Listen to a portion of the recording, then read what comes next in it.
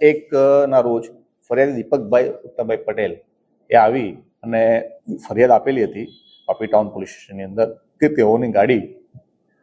ભાડેથી લઈ અને બારોબાર અન્ય ઈસમોને ગીરવી આપી અને એમની સાથે છેતરપિંડી કરેલ છે અને તેમની સાથે આવા બીજા 6 વ્યક્તિઓની પણ ગાડીની સાથે આ રીતની છેતરપિંડી થયેલ છે તે મુજબની ફરિયાદ વાપી ટાઉનમાં આપી હતી અને એમાં આરોપી તરીકે સંદીપભાઈ, હાર્દિકભાઈ, મુસ્તાક, અરવિંદ, મનીષ અને પરેશ એમ અલગ અલગ 6 વ્યક્તિના નામ આપેલા હતા. આ સમગ્ર બાબતની ફરિયાદ લઈ અને તપાસ કરતા અને તે પૈકી 4 આરોપીને અરેસ્ટ કરતા તેઓ પાસેથી 4 ગાડીઓ અમે કબજે કરેલ છે અને સમગ્ર એમઓમાં જોવામાં આવ્યું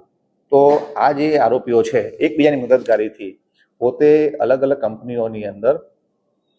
ઓળખાણ ધરાવે છે અને તે અલગ અલગ મોટી કંપનીઓમાં જે ગાડીઓ ભાડે આપવા માટેની એમની પાસે વ્યવસ્થા છે એવું જણાવી અને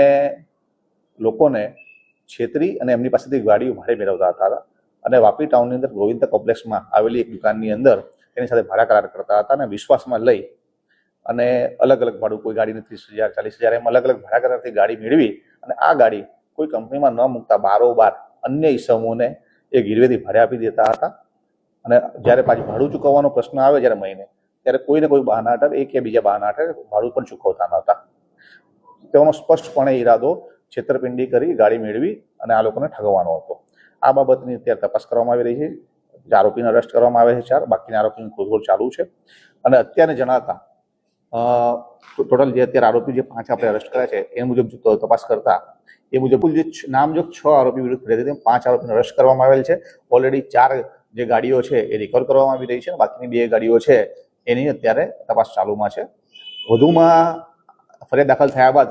આજની તારીખ સુધી અમારી પાસે બીજી 6 જેટલી વધુ ફરિયાદો આ લોકો છેતરપિંડી કરી છે એવી આવી રહી છે. હું આપના માધ્યમથી વલસાડ જિલ્લાની તમામ લોકોને અપીલ કરવા માંગુ છું કે જો કોઈ આવું બનાવ બન્યો હોય અને આપણી કોઈ છેતરપિંડી ગાડી આ વિષયમાં લીધી હોય તો તાત્કાલિક પોલીસનો સંપર્ક કરવો. પોલીસ તમારી ફરિયાદ નોંધી અને તમારી ગાડીઓ જે છે જે છેતરપિંડી લેવાઈ ગઈ છે તેમને પરત આપવા માટે પૂરેપૂરો સહયોગ કરશે અને આ જે